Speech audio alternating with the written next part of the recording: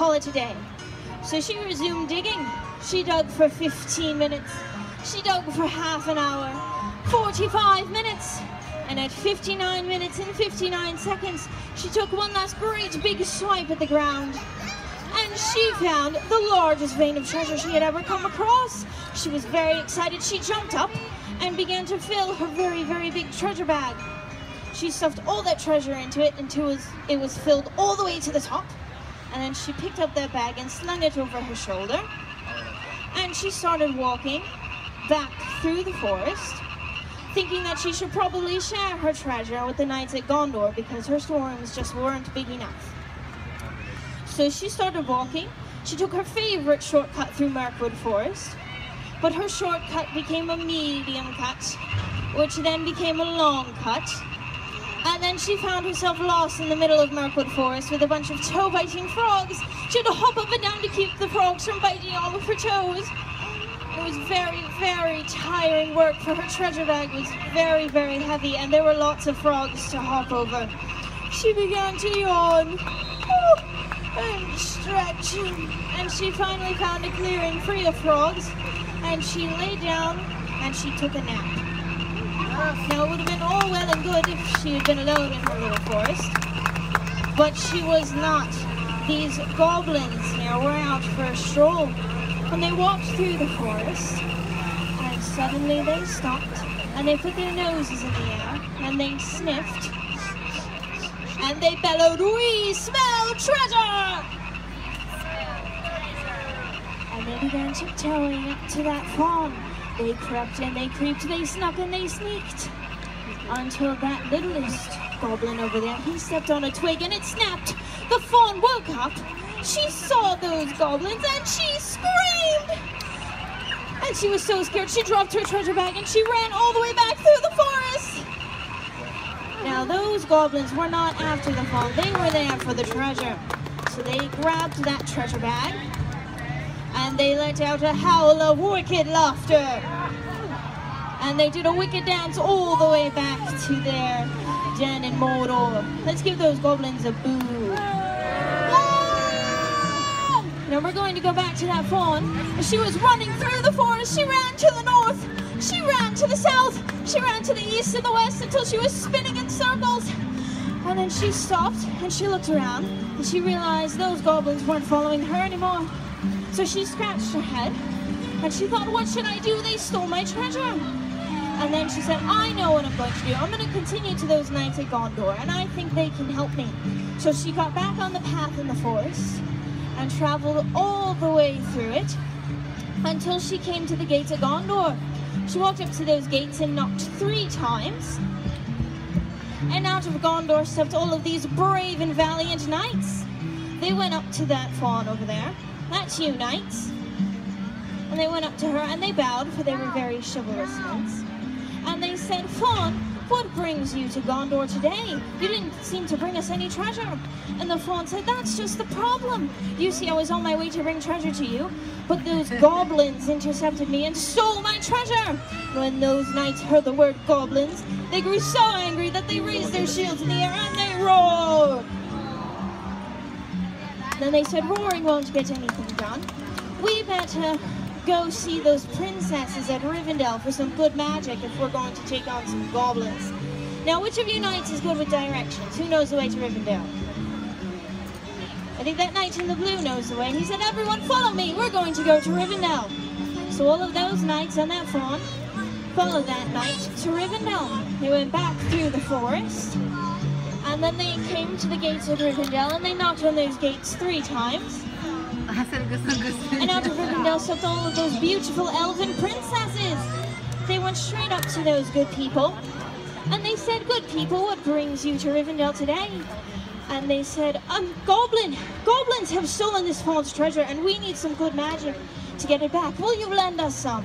Well, those princesses, they got into a huddle over here, and they started whispering, come on, princesses, we've got to debate this. They whispered, and then they giggled, and then they laughed, and then they turned back to those good people, and they said, good people, we are not going to lend you any of our good magic. Instead, we are going to come with you on your journey. And those good people were so excited that they cheered. And then they all got onto the path and started heading towards Mordor. And the journey to Mordor has lots of obstacles in it. They had to swim across a great lake. They did the front stroke. They did the back stroke. Why, they even did the doggy paddle. And then once they got to the end of the lake, they had to climb the tallest mountain in Middle-earth. So they climbed and they climbed and they climbed. And when they got to the top, they turned around and slid down the other side, going faster and faster and faster until they hit the bottom. And then they brushed themselves off and they looked around and they realized they'd come to the beginning of the uncrossable desert. Those princesses turned to the people and they said, "Good people, we've come to the uncrossable desert. No one has crossed this desert in 500 years. Do you think we can do it? What do you think, good people?" They said yes! So they began to travel across the uncrossable desert. The very special thing about this desert is that it's an enchanted desert. The sun holds at high noon all day, and there's not a drop of water to be found. Those good people, on their first day, they were very strong. They started marching through the desert. But by the second day, the sands were so hot on their feet that they had to hop up and down, crying, "Ouch, ouch, my tootsies!" And by the third day, their tongues began to fall out of their mouths, their feet began to drag. And by the fourth day, they were hunched over and staggering, until finally, they were so tired that they all collapsed to the ground. And this may have been the end of our story if it weren't for those princesses. The princesses stood up, and with their last bit of strength, they raised one arm to the sky and started twirling their hands. Overhead, clouds grew. They grew darker and darker and fuller and fuller. There was a flash of lightning and a rumble of thunder. And what do you suppose came out of those clouds? Magic rain! Magic rain came down from those clouds and refreshed all of those good people. They jumped to their feet and they cheered! And then they looked around and they realized that they had come to the gates of Mordor. Those knights cried, "Everyone, battle positions!" So those knights lined up, shoulder to shoulder with those princesses and that fawn behind them. But those goblins saw them coming. They stood up and they started sharpening their swords on their shields. And then they came out behind their gates of Mordor and looked out at those knights. You see, goblins do a very peculiar thing. They don't fight anyone until the stroke of midnight.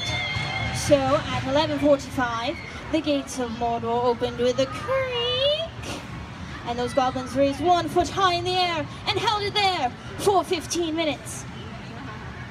Think you can do it, goblins? Well, you're doing a pretty good job. At the end of those 15 minutes, they put their foot down on one great giant step forward. And they took another giant step forward. And they took one more giant step forward. And then they leaned forward to stare at the knights. And the knights stared back at the goblins. And they stared at each other for one very tense moment. Then those goblins started jumping up and down, kicking out their legs, saying, "Na, na, na, na, na, we've got your treasure." Well, the knights weren't going to have any of that. They cried, "Draw your swords! Slow motion attack!" And there began the slowest and by far the most epic battle in all of Middle-earth. Those knights were the best sword fighters in all of Gondor, but those goblins were the best fighters in all of Mordor, so they were very evenly matched. But then those goblins started pushing the knights back, for they didn't have to cross the uncrossable desert. And the princesses knew they needed to do something, so they stuck their hands out and wiggled their fingers, casting some good magic on those knights. And the knights started to push the goblins back. And then, with a sputter and a spark, the princess's magic ran out. and the battle was evenly matched once again. They'd come to the center, when all of a sudden those goblins knocked the knights' swords right out of their hands. The knights fell to their knees, and they held their shields up to protect themselves from the final blow. But then, down from the mountain, riding on a cloud, appeared a unicorn. The unicorn rushed out to the battlefield, waving her horn in the air, crying, "Everybody stop! There is no need to fight. There is plenty of treasure to share." She waved her horn one more time, casting a friendship spell. And the strangest thing happened, for all those good people turned to each other and started shaking hands and getting to know one another.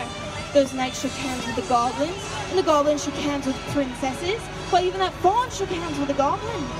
And they were all talking and laughing and spending some time getting to know one another. And then that fawn said, wait, everyone. Remember why we came here, goblins? Do you have my treasure?" So those goblins went back to Mordor, and they pulled out that treasure bag, and they brought it back to the fawn, and they said, "Good people, could you ever forgive us? What do you think? Can we forgive the goblins?" They all said yes, and they all started sharing all that treasure in the bag between the goblins and the knights and that fawn and even the princesses. And the unicorn gave them one last gift, the gift of music. And they all started dancing. They made up all sorts of silly dances, kicking out their legs, spinning in circles, waving their arms in the air. And they were so excited that they danced this way for 3 whole weeks. So I'll be back in 3 weeks when you're all done dancing.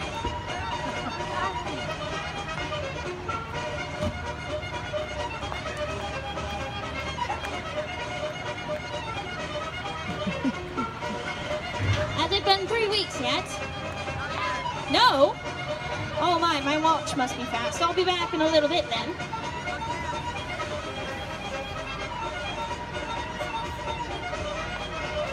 Alright, and at the end of those 3 weeks, all those good people were still so excited that they came to the center, threw their arms in the air, and let out one last great big cheer! And they did the strangest thing you've seen them do yet, for they turned to face their audience and took a great deep bow to thunderous applause. And that is the end of our story today.